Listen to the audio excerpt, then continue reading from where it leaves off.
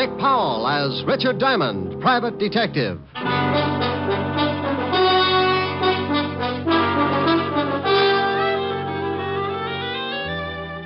Hello there, this is Diamond. You know, I like to say that. Hello there, this is Diamond. I don't know why. Maybe it's just because I say it all the time. Hello there, this is Diamond. You know, I think it sounds kind of, well, pretty bad. Of course, I'd rather say, hello there, this is I've got a sponsor, Diamond, but that's silly, too, because if I had a sponsor, I wouldn't have time to say, hello there, this is Diamond. I'd be overshining his shoes. Confused? Well, so am I. Want to get really mixed up? Let me tell you what happened last week. This is real silly. So silly, it wound up with murder. I was sitting in my office thinking about June Allison when the phone rang.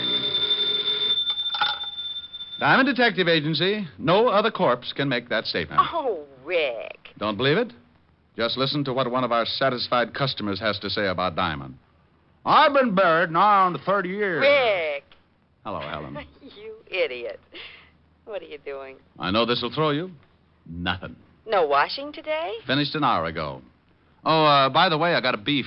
A beef? Yeah, those socks you knitted for me shrunk so much I need 4 more pair. Well, if they shrunk, what do you want with 4 more pairs? Going to start a new fad. Going to wear them on my toes, you know, toe socks.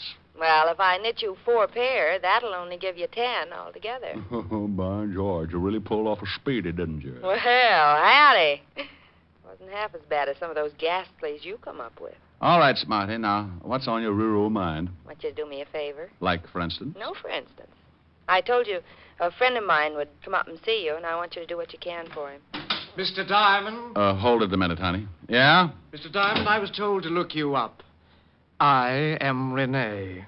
Rick, what is it? Helen. Yeah, what's the matter? Something just tiptoed into my office. I got a hunch you know about it. Oh, maybe that's Rene. That's what it says. If you are Mr. Diamond, I wish you'd please pay a little attention to me, or aren't you interested in a potential client? Hold it a second, honey. Sure, I'm always interested in a potential client. What did you do, lose your wedges? I beg your pardon? Forget it. I've got Miss Asher on the phone now. She just told me you were coming up. Oh, well, please say hello to Miss Asher. She's such a darling. Yeah. Honey, Rene says to say hello. Says you're a darling. Oh, well, say hello to Rene. He makes my hats for me. I'll get the story from him. Call you later. Now, Mr. Rene. The full name is Bennet. Rene Bennet. How do you do? How are you, Mr. Bennet? Mr. Diamond, I have a problem, and Miss Asher seemed to think that you could help me with it. Well, depends. Cigarette? No, thanks. I never use them. Depends on what. You don't even know my problem yet. Look, I don't care if you swipe John Frederick's toupee. For $100 a day in expenses, I'll grow a mattress on his skull. Mr. Diamond, I can see that you don't know much about hats. You are so wrong. Oh, am I? Well, it may interest you to know that John Fredericks are 2 people. Mr. John and Mr. Fredericks. Look, Mr. Bennet, I don't care if they're patrol number 3 of the Brownies. Can you afford $100 a day in expenses? Mr. Diamond, I am the new sensation in hats. You must look lovely. Okay, Mr. Bennet, I take it you can afford me. Now, what's your problem? I want you to prevent the theft of my 3 latest creations. Hats? Creations, Mr. Diamond. Okay, creations. Why do you want them protected? Why, because someone is going to steal them before my fall showing. How do you know that? Because on similar occasions, the same thing has happened. Twice, to be exact. The designs were stolen, and 2 weeks later, that lowlife George Marchand had his showing, and my hats were the high point of his show. What did you do? What could I do? I couldn't prove it.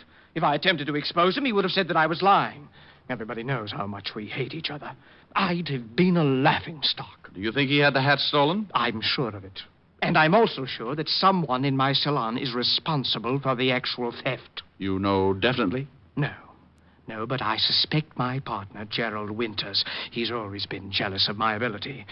Mr. Diamond, couldn't you open a window or something? It's frightfully hot. Oh, it's the air conditioning. I keep a bag of red lip jumbos up in the vent. Sometimes they get stuck. Red lip jumbos? Pistachio nuts. You like hats, I get hung up on pistachio nuts. Perhaps you should see a psychiatrist. I did. What happened? I sent him 5 pounds of pistachios just yesterday. Oh, well, here's my card. I'll see you at my salon, Mr. Diamond, in about an hour. Oh, and something else. I don't want my partner or the help to know that you're a private detective. What am I supposed to do, buy a hat? Well, I'll tell them that you're a designer from Hollywood. That way, whatever you say will be all right. See you in an hour.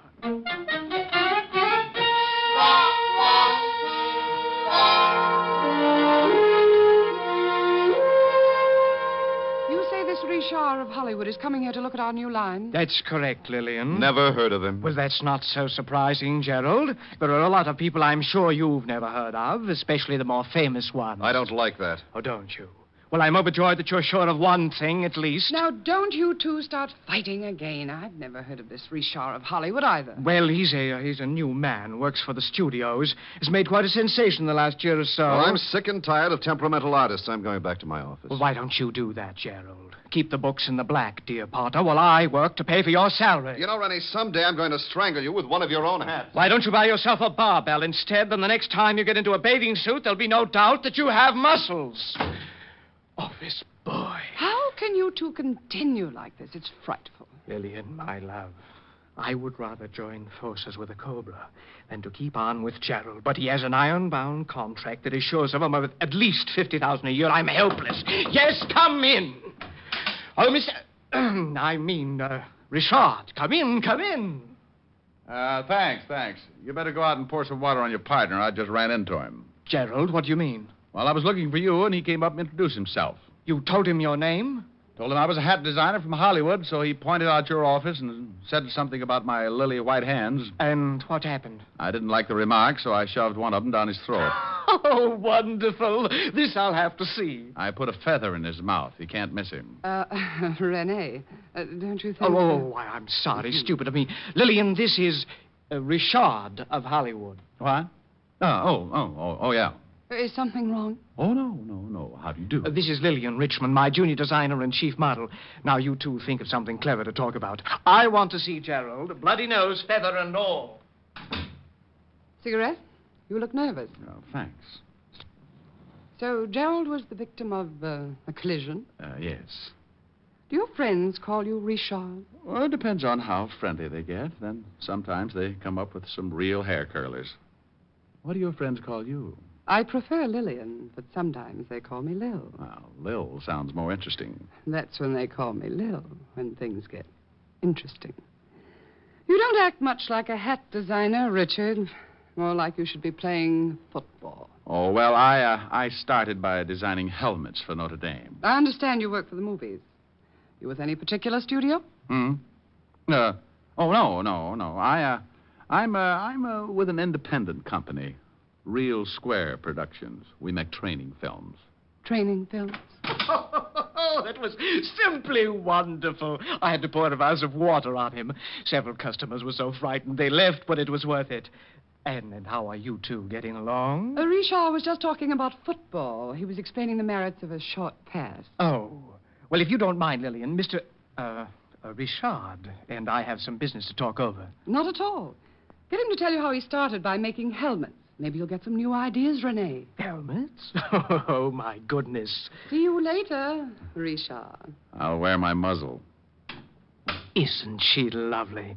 She has about as much conscience as a tiger in a chicken coop. Okay, now, what about our business? Oh, of course.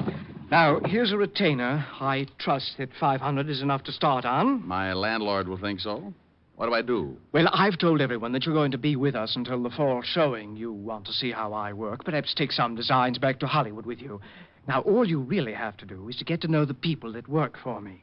Now, be here from 9 in the morning to 6 at night and keep those designs from being stolen. Oh, by the way, where are the designs? In my safe here. Tomorrow they go to the designing rooms, and that's when the situation becomes acute. We'll have nothing to worry about until tomorrow, so I'll see you tomorrow in the morning at 9, Mr. Diamond. Okay. Oh, in case you need me, here's my card. I'll write my home number on it. For some reason, when I get a client, they always run into silly little things like murder or something. You just might need me. See you in the morning. I left Rene and headed for my apartment. I had suddenly found myself in the horrible position of a man with a steady job. 9 in the morning until 6 in the evening. Now, I'm a guy who can get along without too much sleep, especially when the situation calls for it. Like the little blonde dancer that works over on 52nd Street. There was a situation. But this time, I figured a good night's rest wouldn't do me any harm, so when I got home, I fixed a bite to eat, took a hot shower, and climbed into my little old shack.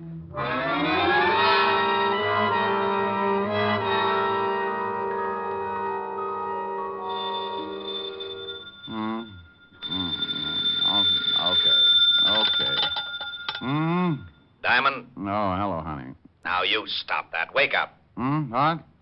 Oh, no. Who is it? It's Lieutenant Levinson. Well, bully for you. What time is it? It's 4:30 in the morning. Goodbye, Walt. Now, you wait a minute. I'm just trying to make things easy on you. And what was that hello, honey, for? Oh, I was dreaming.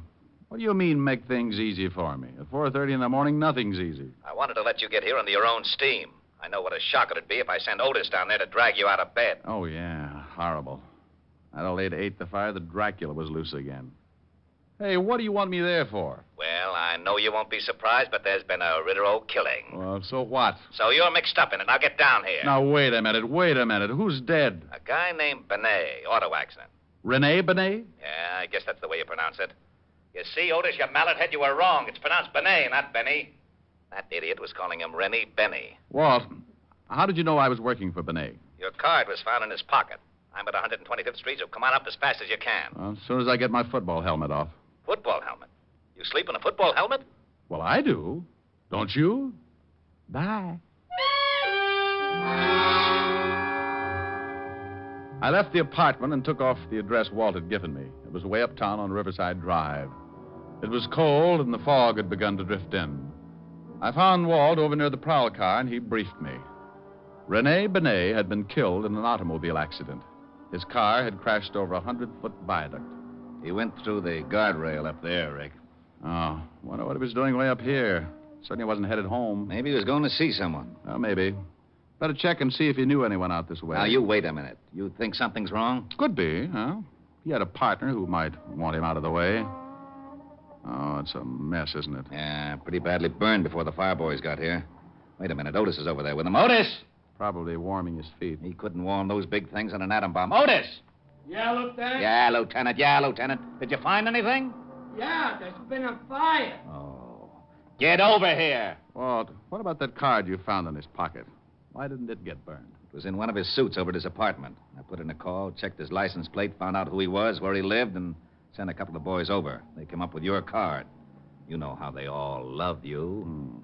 Anything else in the apartment? Nothing yet. We'll get a report. Here I am, Lieutenant. He's getting smart. Oh, hello, Shamus. Otis, get the car started. We'll go back to the station and wait for a report about this accident. Yeah. Lieutenant? No. No? That's right. You touch that siren and I'll throw you out of the car. Guy can't have any fun anymore.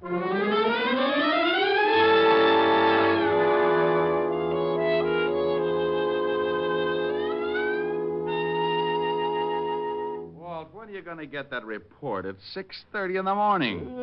I know it's 6:30. I always yawn like this when it's 6:30. Oh, maybe this is it. Yeah? I got that report, Lieutenant. Take the marbles out of your mouth. What did you say? Oh, yeah, sorry, I'm a little sleepy. Maybe you'd like me to sing you a lullaby. Oh, that'd be silly. Well, then make sense. I got that report. Benny, Bennet. Okay. He died from the fire. Autopsy showed he had a slight concussion, but not serious enough to kill him. What about the car? It wasn't tampered with. There was something funny, though. A steering wheel was smeared like someone had been wearing gloves. No prints. Benny didn't have on any gloves. How'd the fire start? Cigarette in the upholstery. A cigarette in the upholstery. Okay, Otis, I'll call you if I need you. Go on back to sleep. Did you hear? Yeah. Bennet was murdered. What makes you so sure? Walt, Otis said he had a slight concussion, but not enough to kill him, right? Okay. You're going to tell me that he was unconscious the whole time it took that fire to start?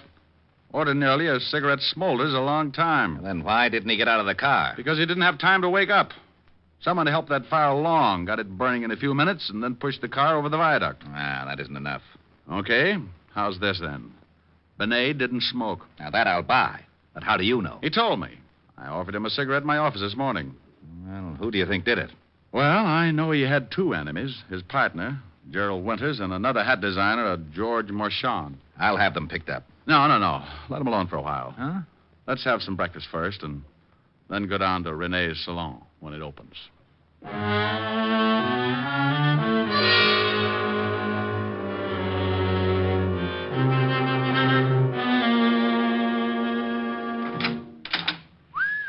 Quite a store. Yes? Oh, good morning. How's Richard from Hollywood? From hunger. Richard from Hollywood. All right, Oh, Walt. I wish Otis was here. He'd love this. Well, whose side are you on? Now, Walt, this is Lillian Richmond, Walt. Lillian, this is Lieutenant Levinson. Lieutenant? Homicide. Oh, well, I hope he's just in to buy a hat for his wife. I'm not married, Miss Richmond. Well, to buy a hat. Lillian, I just called Rene's apartment to... Oh, what do you want? Walt, this is Gerald Winters. Who split his lip? He ran into a fist. Where were you between 3 and 4 o'clock this morning, Mr. Winters? What do you want to know for? Gerald, this is a lieutenant from Homicide. I think maybe something's happened. What could have happened? I was in bed from 11 o'clock till 8. Besides, what's a policeman doing with the great Richard from Hollywood? Did someone see one of his creations and strangle to death? Where were you around 4 this morning, Lillian? Also in bed, but I can't prove it. Why? Rene's been killed. What? You don't seem too upset, Mr. Winters. No? Well, you're right. As a matter of fact, I'm not. How did it happen? Car went over the viaduct, burned to death. Well, then why ask us where we were? It was an accident, wasn't it? No, it was not an accident. Mr. Winters, what happens to you now? You take over the firm? Well, yes. It all goes to me. I think you'd better come down to the station. Answer a few questions. Oh, no. You don't... Well, this is absurd.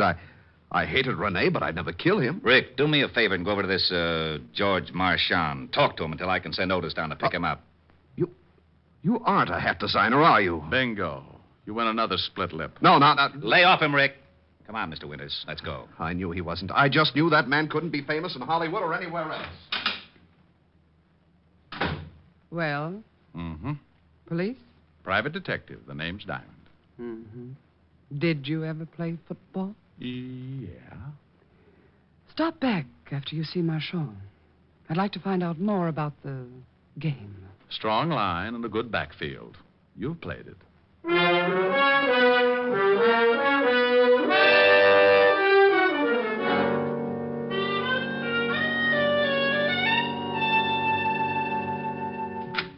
Good morning, good morning, good morning. What can I do for you? George Marchand? Yes. Well, I'm from the police, Mr. Marchand. The police? Your competitor, Rene Bennet, was killed last night. What? He was burned to death in his car. Oh, but this is horrible, horrible. But what has Rene's death to do with me? Well, we think he was murdered, and we're trying to find a good motive. Mr. Diamond, it's true that Rene and I were enemies. Everyone knew it, but to think that I would take his life is utterly absurd. Yeah. Where were you about 4 this morning, Mr. Marchand? Well, I was in bed, asleep. Everybody sure had a dull evening. How well do you know Gerald Winters, Rene's partner? Oh, just slightly. How about Lillian Richmond? By reputation only. One more question. When's your fall showing, Mr. Marchand? In 2 days. Well, be sure to be around for it. The police get very unhappy if a murder suspect catches the first plane for the border. Murder suspect? See you later, Mr. Marchand. I left Marchand counting his pulse and wondering just how much I did know. And if he could have seen what was going on in my little old mind, he might have grown a few white hairs. I grabbed a cab and headed for the 5th Precinct Police Station in Walt Levinson. Needless to say, he was not happy. Oh, now, you wait a minute, Diamond. I'm satisfied with Gerald Winters. He's the only one who had a motive. The only one who had a motive that you can see.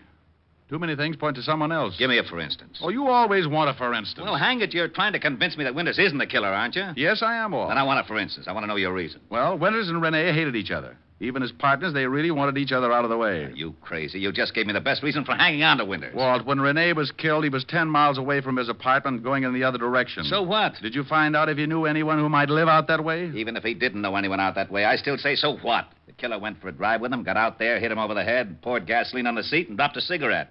Pushed him off the viaduct. And Winters smokes. I know. I sent a whole carton down to his cell to make sure. You're right about how the killer did it. But do you think Rene would have taken a drive like that with a man he hated, knowing how much a man hated him? Huh? And another thing. It was pretty warm yesterday and last night, wasn't it? It certainly was. Lousy weather. Okay. The killer wore gloves. Isn't that a little strange on a warm night? So he slipped on some gloves. Didn't want to leave any fingerprints. No. The killer was driving. The report said there were absolutely no fingerprints on the steering wheel. If Rene was in the driver's seat, there would have been a few of his anyway. We couldn't tell whether he was in the driver's seat. He could have been thrown aside when the car crashed. But I don't get this glove angle. You want to catch a killer? Now, what kind of a remark is that? Well, come on. Oh, where are we going? Down to Rene's shop. We can get in through a window I noticed in the alley. There are some designs in his safe, and Walt, the killer, has to get them out tonight.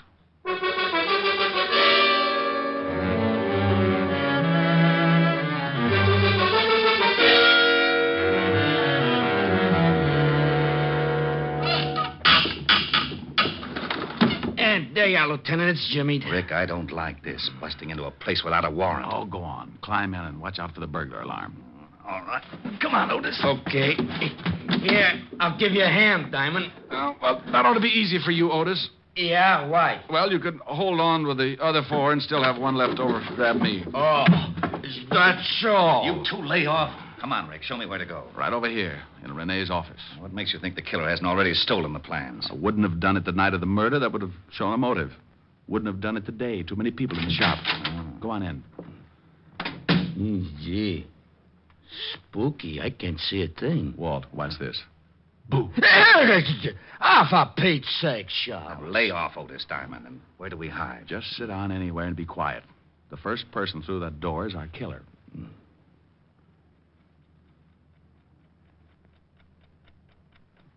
That clock is going to drive me crazy. You want me to shut it off? How do you shut off a clock, stupid? Busted. Oh. Rick. Yeah? I still don't understand why that glove handle is so important. Well, as a single item, it's not so important. But along with the rest, it was the first thing that gave me an idea of the killer. Lieutenant. Yeah? I think I'm gonna...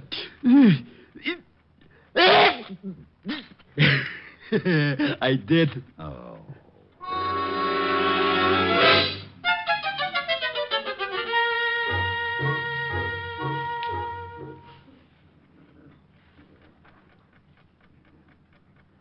Rick, it's 3 o'clock. I don't think your killer's going to show. Yeah, I'm getting stiff. Hold it, Walt. I think we have a customer. Otis, get up and stand next to that light switch. Flip it on when I tell you. Yeah, right.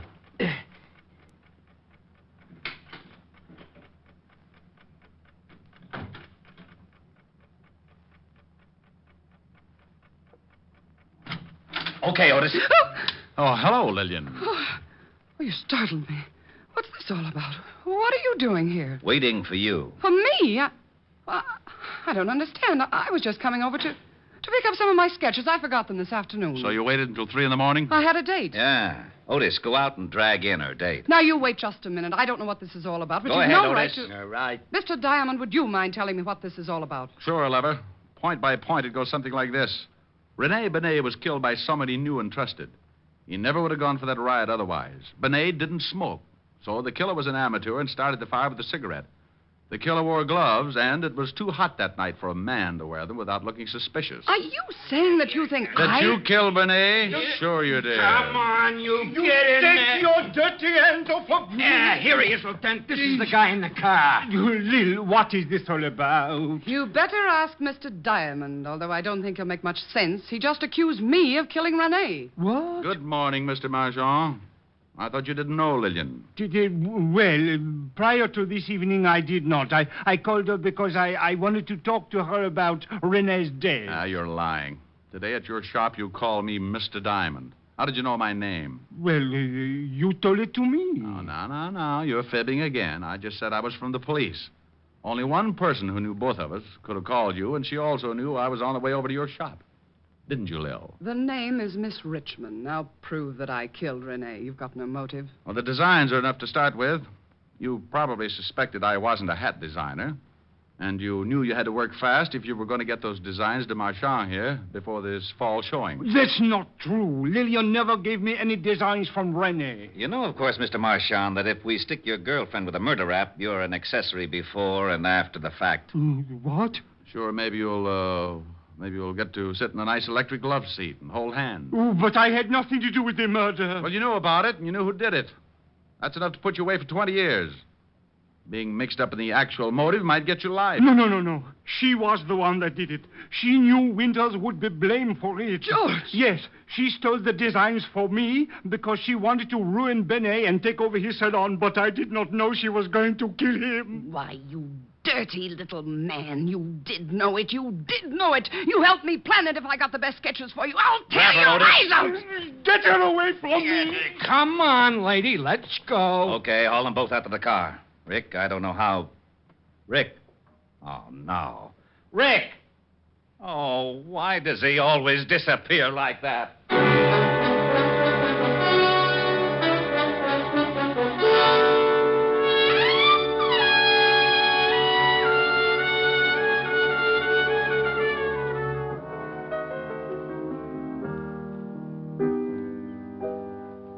Rick, what's that you're playing? That's a new thing. Kind of pretty.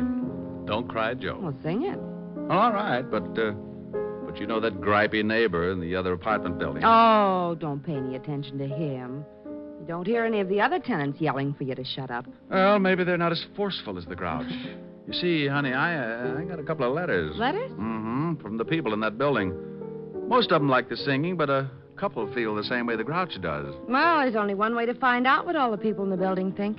How's that? Open the window and sing so they can all hear you. Okay, I'll buy it. You open the window. Don't you think maybe this is silly? Rick, I like you to sing when you come over here, but I don't want you to do it if no one else does. Now, go ahead. Okay. Don't cry, Joe. Let her go. Let her go. Let her go. Don't cry, Joe. Let her go. Let her go. Let her go. You've got to realize this is the wind-up. You'll feel much better once you make your mind up. Don't cry, Joe. Let her go. Let her go. Let her go.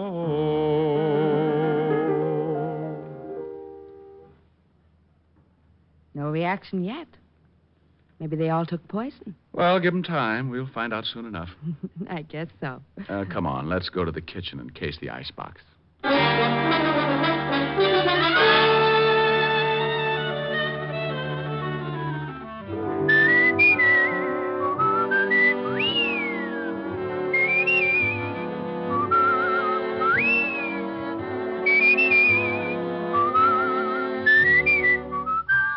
You have just heard Richard Diamond, Private Detective, starring Dick Powell. Helen was played by Virginia Gregg, Lieutenant Levinson by Ed Begley.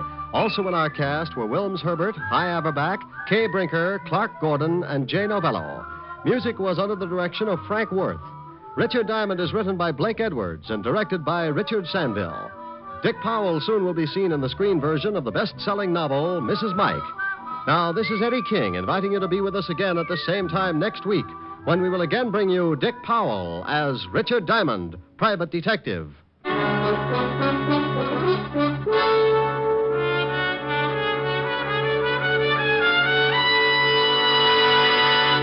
Saturday night brings you some of the week's best radio entertainment when you tune for the stars on NBC. Stay tuned to NBC every Saturday evening for a great lineup of programs, including Hollywood Star Theatre, Ralph Edwards' Truth or Consequences, Your Hit Parade, A Day in the Life of Dennis Day, The Judy Canova Show, and Grand Ole Opry. All the best on NBC. Stay tuned for Irene Dunn and Hollywood Star Theatre on NBC.